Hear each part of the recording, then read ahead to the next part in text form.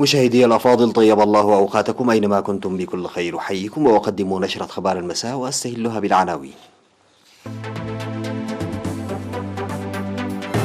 إصابة 4 مواطنين بفيروس كورونا.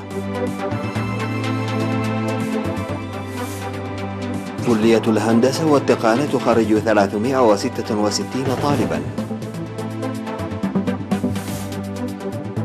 ارتياح لخدمات طب العيون في أغردات.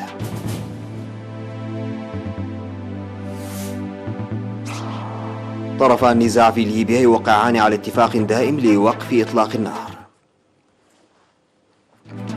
عقوبات أمريكية على سفير إيران ببغداد واثنين من كبار مسؤولي حزب الله. ولندن توقع مع طوكيو أول اتفاق رئيسي لمرحلة ما بعد بريكسيت.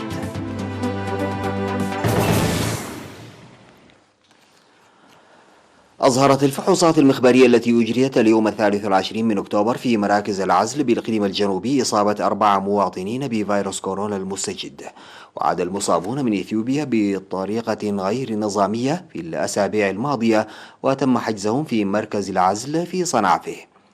في غضون ذلك شفي 14 مصابا بمرض فيروس كورونا بعد تلقيهم الرعاية الطبية في مستشفيات الإقليمين الجنوبي والأوسط، حيث كان 13 في مستشفيات الإقليم الجنوبي وواحد في الإقليم الأوسط.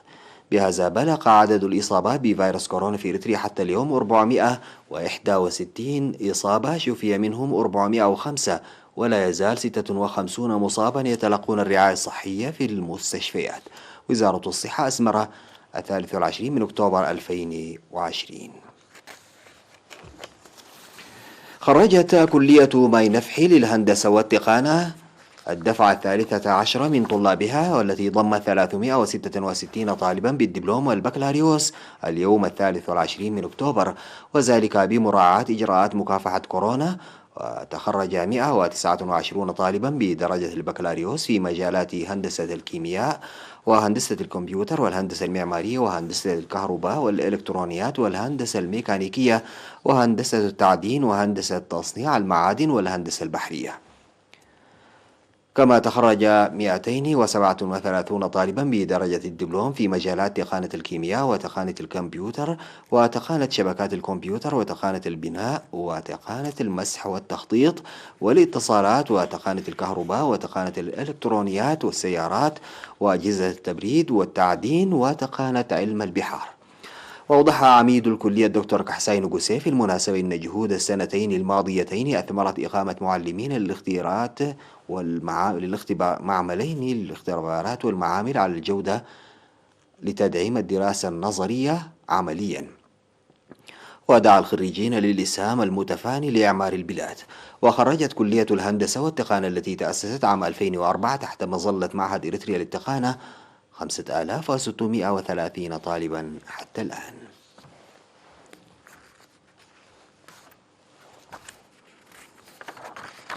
أعرب سكان أغردات عن ارتياحهم لخدمات طب العيون المقدمة منذ عام 2014. وأوضح السكان بأنهم كانوا يتوجهون من قبل إلى باراندو وأسمر للحصول على خدمات طب العيون والنظارات الطبية، وقد انتفت المشكلة بحصولهم عليها في مستشفى أغردات إلى جانب التوعية الصحية لمكافحة أمراض العيون. وقال طبيب العيون في المستشفى الممرض سيوم قرجي إن المستشفى يقدم خدمات طب العيون بما فيها الجراحات وتقديم النظارات لإدخال معدات لإنتاج النظارات. من جهة أخرى قام سكان ضاحية شلال في مديرية أغردات بإصحاح بيئتهم لدرء الأمراض المعدية. وقال مسؤول إصحاح البيئة في المديرية السيد دانيال كيداني إن أنشطة إصحاح البيئة المستمرة التي يقوم بها السكان حققت نتائج مرضية. من جانبه أوضح مدير مستشفى غردات الدكتور ولد يوهانس إن أنشطة إصحاح البيئة المجتمعية خففت الضغوط على المؤسسات الصحية. وأشار مسؤول وحدة إصلاح البيئة في مكتب وزارة الصحة بإقليم القاشبركة السيد عبد يعقوب إن العمل جاري لإدخال إصلاح البيئة في جميع قرى الإقليم. وذكر مدير مديرية أغردات السيد إساق طعوم إن تنفيذ برنامج إصلاح البيئة يحتاج للمتابعة الجادة، وسيتم تنفيذ البرنامج في القرى المتبقية.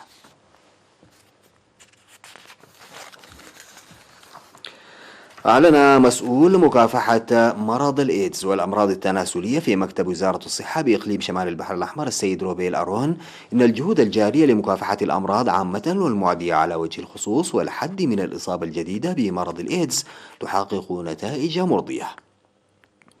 وأشار إلى تجهيز المؤسسات الصحية في الإقليم بالكادر الصحي والمعدات الطبية وإرساء معدات التحاليل التي تحدد نسبة فيروس HIV في الدم في مستشفيات مصوح وجندع وأفعبت وتسهم جيدا في جهود المكافحة. وذكر أنشطة التوعية الجارية بالمرض لإحداث التغيير في العادات واستخدام وسائل الحماية في أوساط الجهات الأكثر عرضة للإصابة بالمرض في المجتمع. وتقوم وزارة الصحة بدراسات كل سنتين لتقييم الأوضاع. وأوضح انخفاض الإصابة بالإيدز في الإقليم بنسبة 90% تقريبا. ولتدعيم هذا الإنجاز نظمت دورة تدريبية لإدخال تقديم الأدوية التي تقدم لما قبل الإصابة. وتفيد المعلومات بأن الإصابة بمرض الإيدز في إقليم شمال البحر الأحمر هي أقل من 0.5%.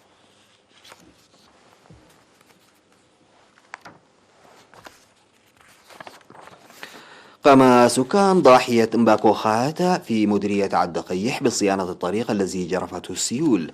وأوضح منسقو العمل أن الطريق الذي يربط ضاحية مباكوخات بعد قيح مرورا بحرات قد تضرر جراء السيول وشكل صعوبة لمرور السيارات. وقد تم صيانته بالعمل المشترك لقرى وانكب ومرقاس ومباكوخات. وتبعد مباكوخات مسافة 22 كيلومترا إلى الغرب من مدينة عد قيح.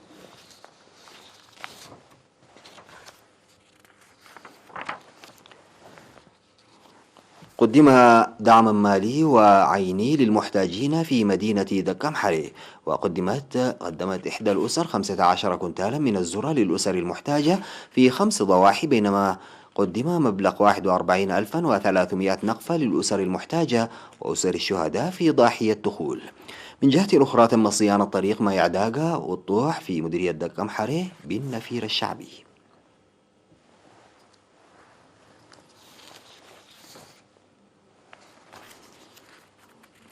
بعد الفاصل سيداتي سادتي نعود لمواصلة الأخبار.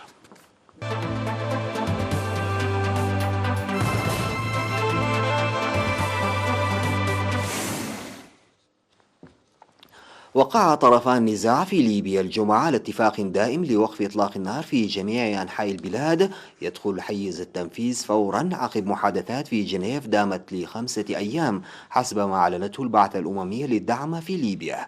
وأعلنت القائمة بأعمال مبعوث الأمم المتحدة إلى ليبيا ستيفاني ويليامز أن اتفاق وقف إطلاق النار في أنحاء البلاد الذي توصل إليه طرفا النزاع يدخل حيز التنفيذ فورا.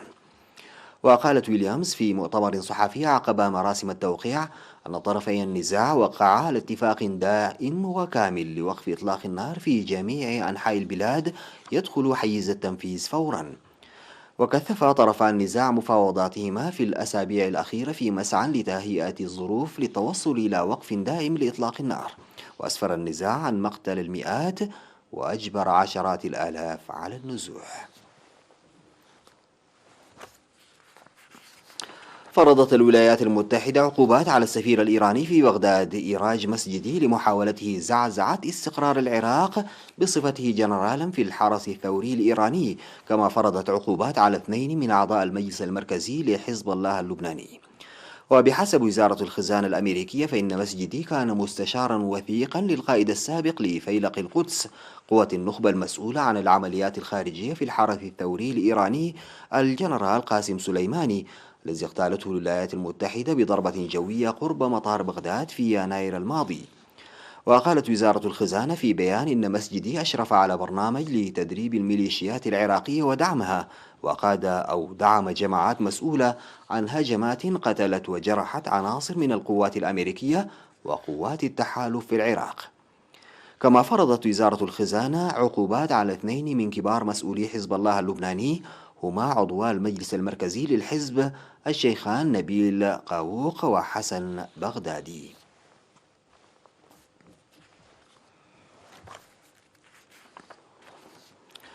وقعت بريطانيا واليابان في طوكيو اتفاقا تجاريا ثنائيا يعد أكبر اتفاق لمرحلته ما بعد خروج المملكة المتحدة من الاتحاد الأوروبي، في حين تتواصل المفاوضات المكثفة بين لندن والاتحاد الأوروبي.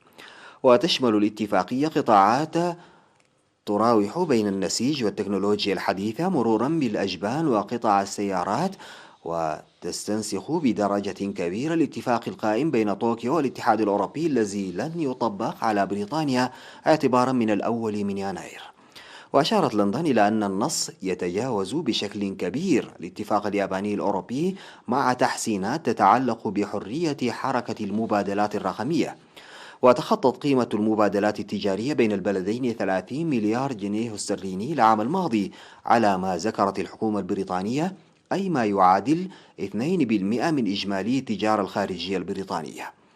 ووقع الاتفاق الياباني البريطاني وقع في مراسم مقتضبة بحضور وزيرة التجارة الدولية البريطانية ليز تراس ووزير الخارجية الياباني توشيميتسو موتيجي.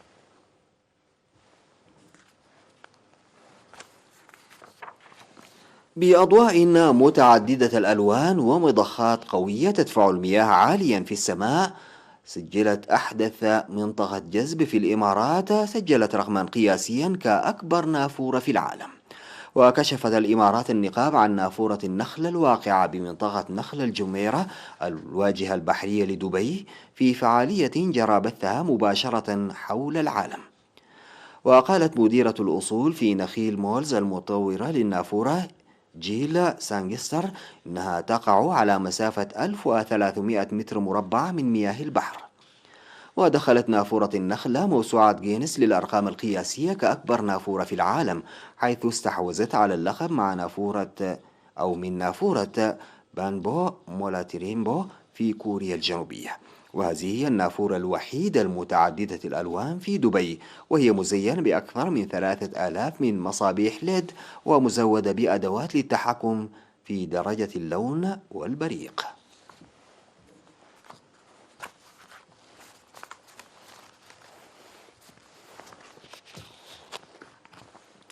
انتهت نشرة أخبار المساء قدمتها لحضراتكم من الفضائية الإريترية. شكرا لمتابعتكم. السلام عليكم ورحمة الله تعالى وبركاته.